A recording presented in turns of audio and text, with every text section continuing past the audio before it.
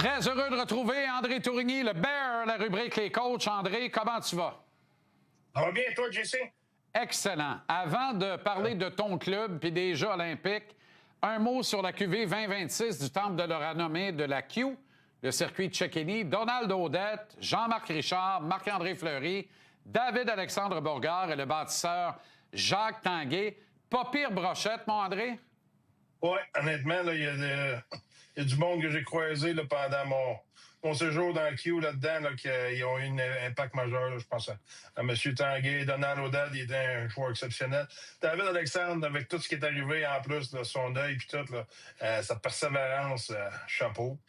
Marc-André, pas besoin vraiment d'en parler. Je pense que c'est son impact quand il était là, sa représentation avec l'équipe Canada, plus la personne qui est, puis c'est vraiment la façon qu'il a été un ambassadeur pour notre ligue. Là, je pense que c'est extraordinaire. Et peut-être le plus méconnu, Jean-Marc Richard, mais avec les Saguenayens de Chicoutimi qui alignaient devant le filet un certain Jimmy Waite et à l'attaque un certain Marc Fortier. Ils étaient trois. Il y avait Fortier en avant, Richard à bleu, puis Waite dans le net. Je me rappelle qu'ils avaient éliminé d'ailleurs les Bisons de Granby, la grosse année des Bisons, avec Pierre Turgeon, Martin Simard, puis tout ça. Puis match ultime d'un tournoi à la ronde à Chicoutimi. Et Waite avait été sensationnel. Richard, extraordinaire. Je pense qu'il avait joué 48 minutes sur 60 dans ce match-là. Et Chicout avait éliminé Granby contre toute attente. Là. C'est ça. Chicout, il y a eu un stretch. Là. Ils ont eu Waite, 4, pas de 20. Marc Denis. Marc Denis. Incroyable. C'était tannant.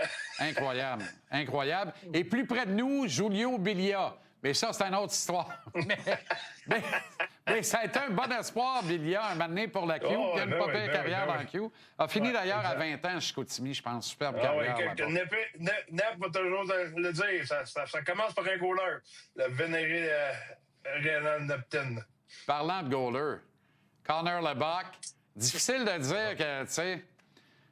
En même temps, là, je ne tomberai pas dans la suranalyse encore. Là. J'aurais aimé qu'on y complique la tâche un peu plus, qu'on aille dans la zone payante un peu plus. Tu sais, à un moment donné, ça semblait facile de rentrer des shots au net. Mais à un moment donné, si tu ne saignes pas du nez, André, ça se peut que tu finisses deuxième à la fin de la journée. Là. Ouais, mais ils ont eu des chances. Ils ont... Pas si tu as vu tous les chiffres là, sur la performance, là, mais c'est quasiment 6 buts expected goal pour le Canada versus 2 points quelque chose.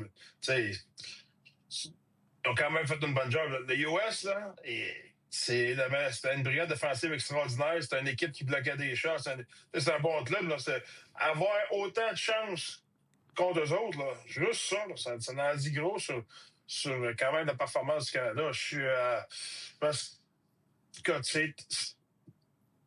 enlevons notre chapeau pour mon chapeau de Canadien qui est très important pour moi, mais écoute, ce qui est arrivé dans ce game-là, l'ampleur que ce game-là prend, c'est merveilleux pour la game de hockey. C'est malheureux qu'on n'ait pas gagné, mais tu sais, là, comme j'ai dit, là, ils ont gagné, ça fait 50 ans, mais ils ont fait un film avec ça. Là. Fait que là, c'est pas moins gros. Là. C'est pas moins gros. Là. C'est sûr. En 2010, quand ils ont fait la finale des Olympiques, ils ont eu, j'ai pas les chiffres exacts, mais c'est un boost extraordinaire dans leurs inscriptions suivant la finale des hommes en hockey au niveau du hockey mineur. Les inscriptions, pour la première fois après les Olympiques, Hockey USA a eu plus d'inscriptions que Hockey Canada. C'est l'impact que ce game-là a eu. Puis il l'avait perdu. Puis il l'avait perdu.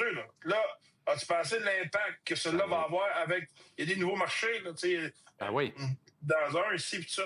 Là, l'impact que ce game-là va avoir, extraordinaire. Extraordinaire. Puis je pense que si tu regardes les drafts, mettons, là, eux autres, là, dans leur équipe, là, les Jack Hughes, les Eichel, les Matthews, etc., c'est tous des first overall picks qu'il y a eu des dernières années. Là. Notre temps, nous autres, là, on vient d'avoir Celebrini, Bedard, Schaefer, là, il va avoir McKenna, après ça, Dupont, Malak Schultz qui s'en vient aussi, qui va être un espoir très, très haut. Tu sais, le hockey, là, on va avoir notre vague à nous autres qui s'en vient, là, qui va être là, ces gars-là. Puis tu parles du développement aux États-Unis, André. Suivant la vague de Vancouver 2010, 5000 nouveaux arénas en sol américain. Parce que, justement, les inscriptions étaient là. Gary Bettman a toujours dit, construis-le, ils vont venir jouer. Puis c'est ça, là, les kids veulent jouer au hockey. C'est plus du hockey en patin roulette. Là, on veut jouer sur la glace, on veut jouer pour vrai. Comme les vrais, comme ceux à qui on s'identifie. Clayton Keller, notamment, ton capitaine qui revient couvert d'or. Tu sais, tu gardes ton gaminet, qu'on voit pas ton tatou de l'unifolié sur ton cœur, mais tu peux pas être fâché pour ton capitaine. Ça va rejaillir sur tout ton club, ça. Je me dis, Clayton Keller, quand il était avec les moins de 18 ans, ils ont gagné. Avec les moins de 20, ils ont gagné. Au championnat du monde, ils ont gagné. Là, il est allé aux Olympiques, ils ont gagné. Je serais curieux de savoir comment il a perdu de game dans toute sa carrière avec USA Hockey, parce que je sais qu'il a gagné tous les tournois qu'il a été. Il n'en a pas perdu un. Ça peut pas être bien mieux que ça. Et là, quand vous allez gagner la Coupe, André, il va entrer dans la Triple Gold Club. Qui l'a cru? C'est ça. C'est tout ce qui manque, là, rendu là. C'est ça. Exact. Ouais. C'est ça. Passons. On y reviendra. Non, mais... Tant mieux si c'est cette année, on ne sait jamais. Tant que tu as le ticket, tout peut arriver, a dit un jour Francis Bouillon. On a vu ce que ça a donné. Puis honnêtement, la façon qu'il se comporte à tous les jours, s'il se comporte comme un vrai leader. C'est un gars qui n'est jamais satisfait. C'est un gars qui veut compétitionner. Il fait attention à tous ses détails, sa vie en dehors de la glace, etc. Parce qu'il veut performer, il veut gagner. C'est un gars qui est... C'est pas un gars qui parle beaucoup. C'est pas un gars qui est très outgoing. C'est un gars qui est très introverti, mais c'est un gars qui veut compétitionner. Quand tu regardais ça, André, tu t'es-tu dit, ouais, dans 4 ans à Nice, j'aimerais ça être en arrière du banc de cette équipe-là? Je pense y a-tu un Canadien qui dirait non à ça? Aimerais-tu ça, toi, Jean-Charles? Moi, s'il veut m'amener pour remplir des bouteilles d'eau, là, moi, je peux coacher goaler. Pourquoi tu m'associes automatiquement au porteur d'eau, là? J'ai dit moi. J'ai pas dit toi. J'ai dit s'ils veulent que je remplisse les bouteilles d'eau, on va le faire. Non. Tu sais, il n'y a pas un gars dans la game c'est sûr. Au Canada qui ne voudrait pas être là. C'est extraordinaire. Extraordinaire. Martin, aujourd'hui, Martin Saint-Louis disait, tu sais, la pause olympique puis tout ça, on n'est pas tout habitué à ces pauses-là, mais profiter de préparer la suite, analyser les lacunes de mon club, qu'est-ce qu'on doit améliorer, puis tout ça. As-tu fait la même affaire de ton côté, André? Puis c'est quoi les constats rapides que tu tires là, de ton équipe pour la suite? Maudit qu'on n'est pas habitué à ça, une pause de main. Honnêtement, là, c'est autant nous autres les joueurs, on a analysé beaucoup, on a parlé beaucoup des choses qu'on voulait améliorer. On a fait beaucoup de travail là-dessus. Mais en bout de ligne, je pense que c'est... il faut pas trop que tu analyses aussi, là, parce qu'il faut... C'est pas un camp d'entraînement que tu essaies de... C'est ta saison. Spécialement, exemple, le Canadien, c'est dans la même position que nous autres. On jouait bien. Donc, on veut pas changer les choses puis avoir un nouveau départ. Là. On veut continuer ce qu'on faisait de bien. Donc, c'est différent un petit peu. Retrouver la bonne vapeur, la vapeur positive. Là. C'est ça qu'on ne veut pas qu'il soit évaporé en 3 semaines. C'est exactement ça. Parce qu'à un moment donné, nous autres, quand on a commencé notre préparation, là, une semaine, là, on parlait de toutes les choses, il faut l'améliorer. Là, maintenant, je me suis dit, là, on a de l'air d'une gang de gars qui parlent comme si ça allait mal. Là.